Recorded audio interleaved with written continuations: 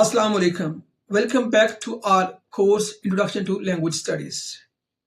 In today's video, we're going to talk about English in 19th century. It was a time when English was made global language. We'll see what were the efforts and how did English become a global language. Let's start. Let's start from some important events that took place in 19th century. It was the time, or it was the industrial revolution time. New inventions were made, new industries were made. For example, locomotive. So it was the start of railways, telegram, and electricity. It was a time when British Empire spread or expanded to different areas from Asia to America. It was in 19th century when new colonies were made under the British rule, and the language of those colonies had direct effect on the English language as well. So overall, Industrial Revolution, expansion of the British Empire, and new colonies introduced new words. For example, bangalow, shampoo, and pajamas. These words were introduced from the Indian subcontinent.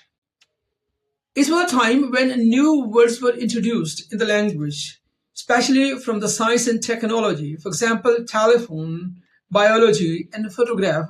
These words were introduced in this particular era.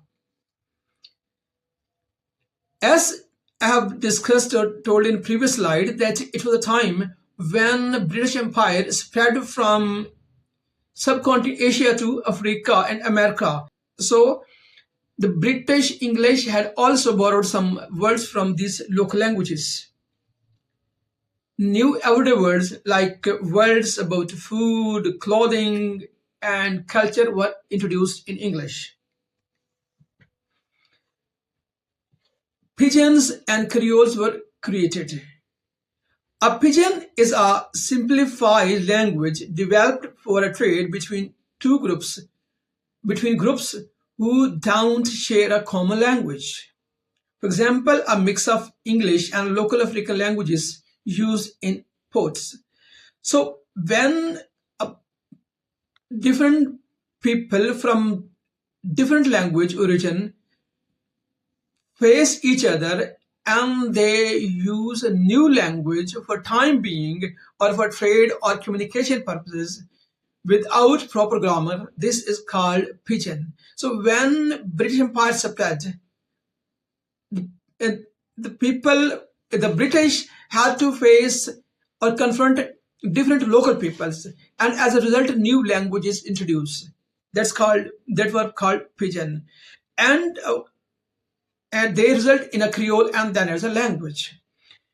Creole is a pidgin when it becomes a native language of a community.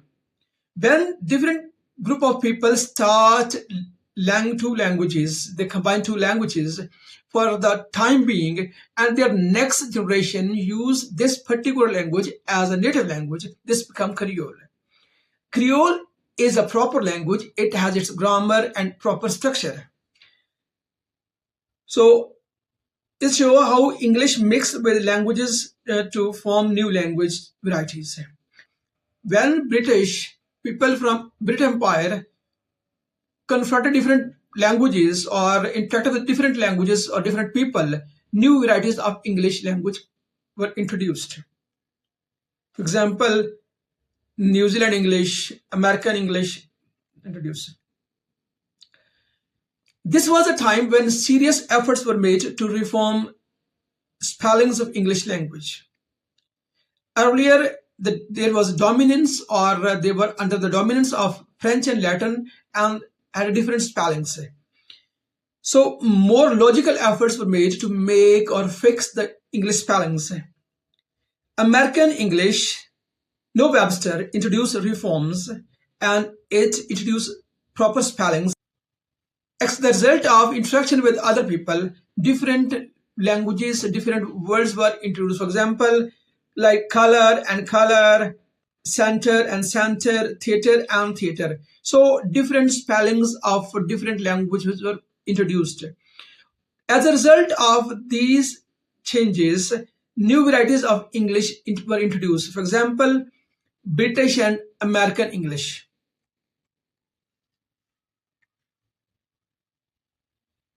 Development of dictionaries. More comprehensive dictionaries were published in 19th century. This helped English to standardize it further. Oxford Dictionary was published in 19th century. That is even considered one of the best standard English dictionary even today.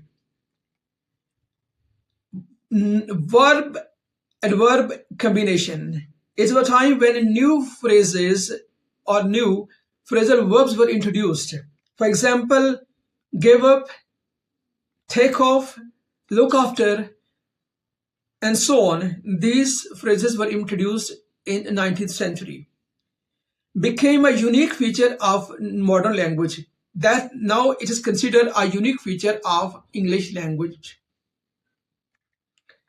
If I could recap the transition or changes or efforts that took place in 19th century, it was an era of revolution in the industries.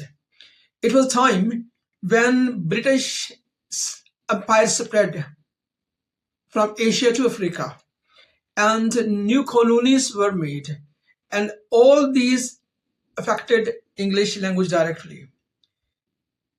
As an interaction of British people with the other local people of conquered areas, that also resulted in new varieties and new forms of English language. Result of such interaction, American English and British English became two different varieties of English.